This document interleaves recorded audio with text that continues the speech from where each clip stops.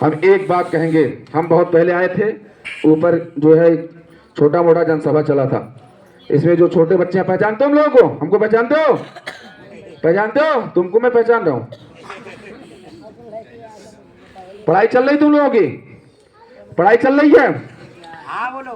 देखिए, आप लोग ध्यान देंगे, भीम आर्मी की जब नींव पड़ी तो हम उस जब पार्टी बनी तो मैं प्रथम जिला अध्यक्ष था संत कबीर नगर। तो हम लोग पूरे संत कबीर नगर में, जहां हम लोगों के विचार के लोग मिलते थे, गांव गांव में हम लोग भीम पाठशाला चलाते थे, फ्री व्यवस्था। लेकिन हम लोग चाहते हैं कि इस देश का अगर परिवर्तन होगा तो शिक्षा से होगा, क्योंकि व्यक्ति परिवार जब शिक्षित होगा तभी वो संगठित होगा, और जब वो संगठित होगा तभी वो सत्ता में होगा। जब वो सत्ता में होगा, जितने भी बैंक हैं सारे बैंक आपके कब्जे में होंगे। बाबा साहब ने बैंक का भी स्थापना किया था। आपके पास कितने बैंक है बताइए? किसी के पास बैंक है? एक भी नहीं। कोई बैंक है आपके पास? वो लोग बैंक खोल करके आपको कर्जा देते हैं, आपके ऊपर टैक्स लगाते हैं, आपसे ब्याज लेते हैं, सूद लेते हैं। लेकिन इस बैंक की स्थापना कौन किया? बाबा साहब डॉक्टर भीमराव अम्बेडकर। किसके परिवार के थे? वोट देने का अधिकार कौन दिया? बाबा साहब। कपड़ा पहनने का अधिकार कौन दिया? गहना पहनने का अधिकार कौन दिया? मत भूलिएगा उस इतिहास को कि नंगेली बाई जैसे माता के साथ जो हुआ था, आने वाले समय में ये लोग कर सकते हैं। इनके ऊपर कोई भरोसा नहीं है। नंगेली बाई का नाम आप लोगों ने सुना है?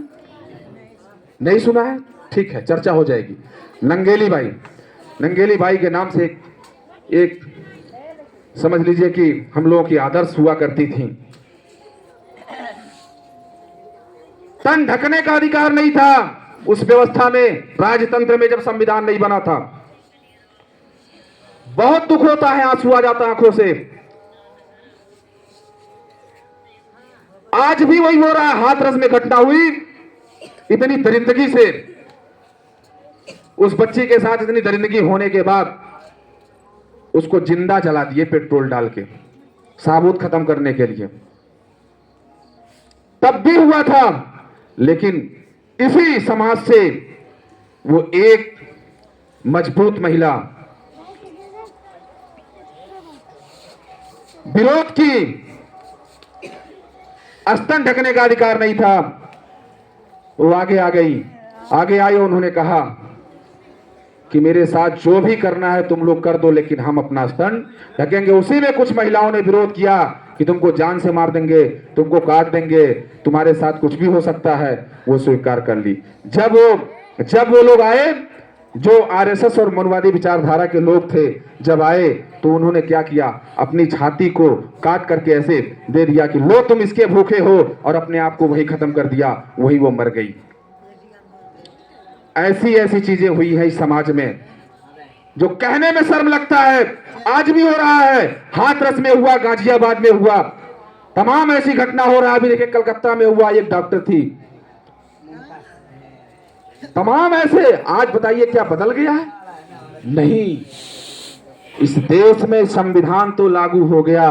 बोधिसत्व भारत बाबा साहेब बी आर अम्बेडकर साहब ने कहा था कि संविधान तो लागू हो गया, देश तो स्वतंत्र हो गया, लेकिन हमारे लोग स्वतंत्र तब तक नहीं होंगे जब तक संविधान को मानने वाले लोग नहीं सही होंगे और संविधान पूर्ण रूप से लागू नहीं होगा।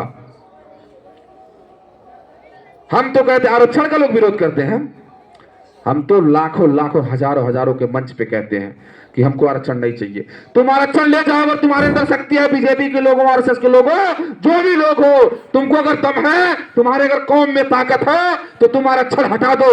लेकिन जो शर्त था, अगर तुम हो अपने कौम के हो, तो तुम इस बात को नोट कर लो कि जो शर्त था, हमको बराबरी का अधिकार दे दो, हमको आरक्षण की जरूरत नहीं है। हमको 100 बीघा का जो अगर हुआ है, 100 बीघा इनके पास होना चाहिए। डीएम एसपी कलेक्टर अगर उनका लड़का बनता है तो मेरा भी परिवार बनना चाहिए।